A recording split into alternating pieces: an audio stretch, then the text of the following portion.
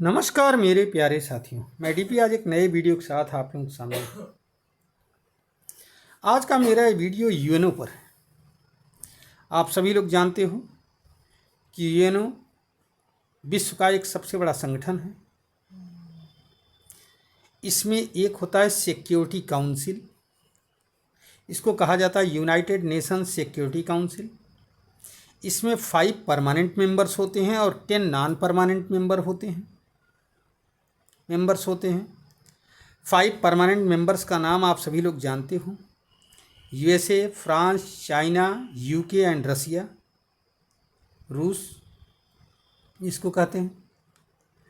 10 non permanent member अलग अलग continent से अलग अलग समय के लिए चुने जाते हैं। 2 साल के लिए चुने जाते हैं, अलग अलग कंट्रीज में चुने जाते हैं। वैसे एशिया से ज़्यादातर जापान चुना जाता है और इंडिया या पाकिस्तान या कोई और कंट्री इस तरह से चुने जाते हैं। इस समय एशिया से जापान के अलावा पाकिस्तान नॉन परमानेंट मेंबर है। अब इस यूनाइटेड नेशंस सिक्योरिटी काउंसिल में कुछ कमेटियां बनाई जाती हैं, समझिए। ये कमेटियां जो हैं, इन कमेटियों का काम होता है अलग अलग जो कमेटी बनाई जाएगी उससे संबंधित अपने विचार रखना।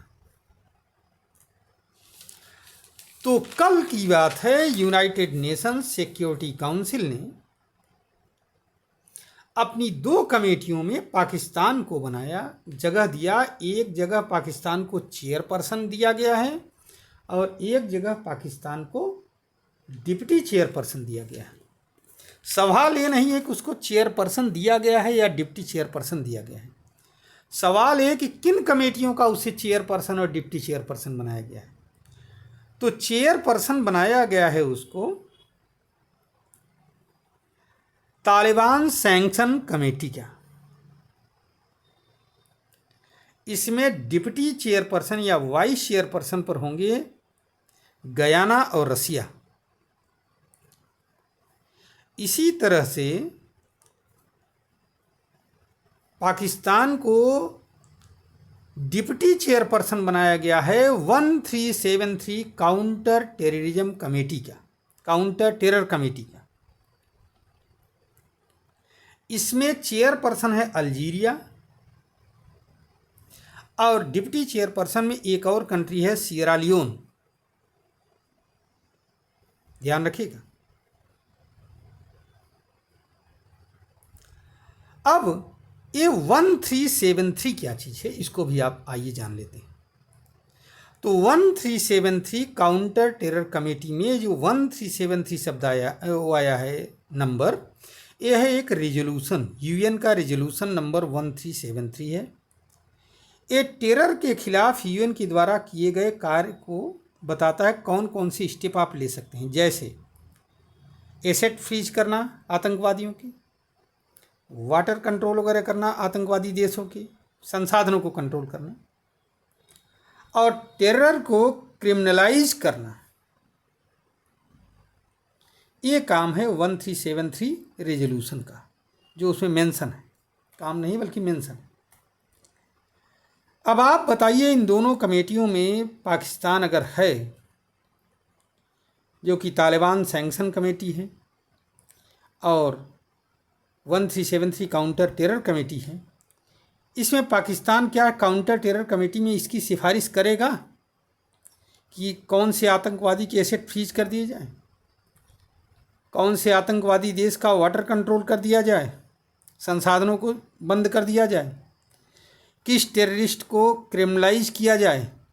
ऐसे तो हज़ारों टेररिस्ट पाकिस्तान में ही पड़े हुए हैं और कईयों के नाम तो यूएन में दर्ज हैं। पाकिस्तान कैसे इसमें क्या काम करेगा? लेकिन क्या यूएनओ वालों ने सोचा कि इसको हम किस कमेटी में रख रहे हैं?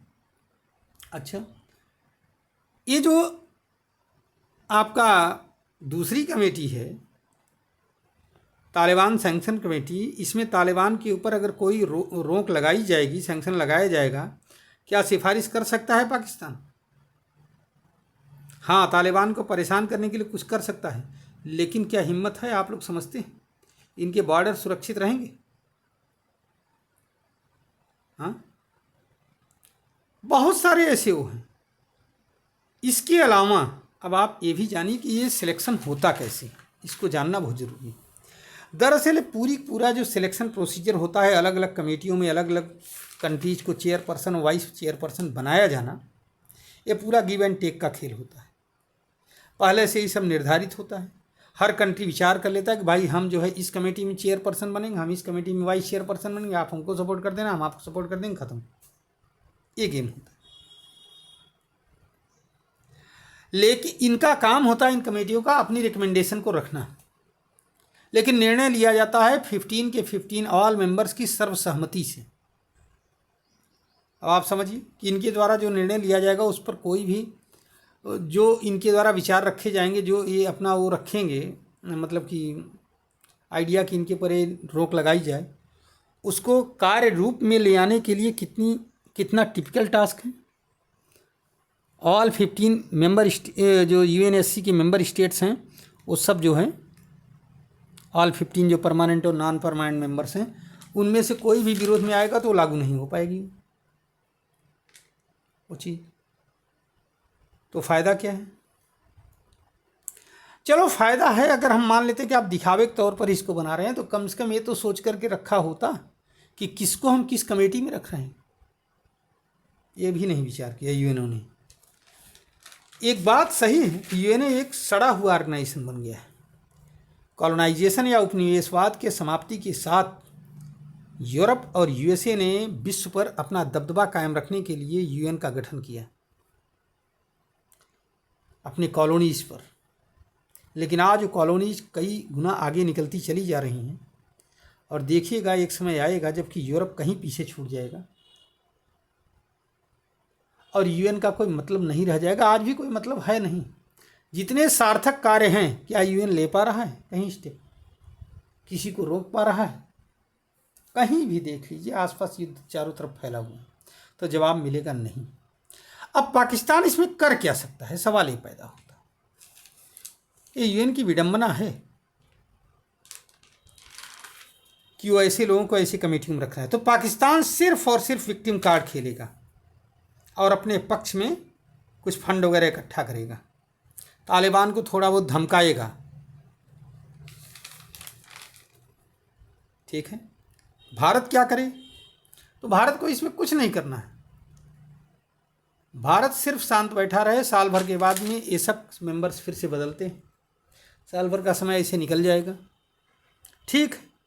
एक आध दो आतंकवादियों के नाम लिस्ट में नहीं डलवा पाएगा, वो तो वैसे भी नहीं डलवा पाता क्योंकि चाइना कभी डालने नहीं देगा। तो इसका कोई मतलब नहीं है हमारे लिए। लेकिन यहाँ सिर्फ और सिर्फ इस पूरे चर्चा का मुख्य उद्देश्य यही है कि क्या यूएन के लोग घास चरने गए हैं, उनकी बुद्धि घास चरने गई है, वो कुछ समझ ही नहीं पा रहे हैं किसको कहाँ पर रखना है, कहाँ पर नहीं रखना है। एक ऐसा देश जो मॉन्यूमेंट्स को तोड़ रहा हो, अगर उसको मॉन्यूमेंट्स का संरक्षक बना दिया जाए तो क्या वो संरक्षण करने लग जाएगा? हमें तो नहीं लगता।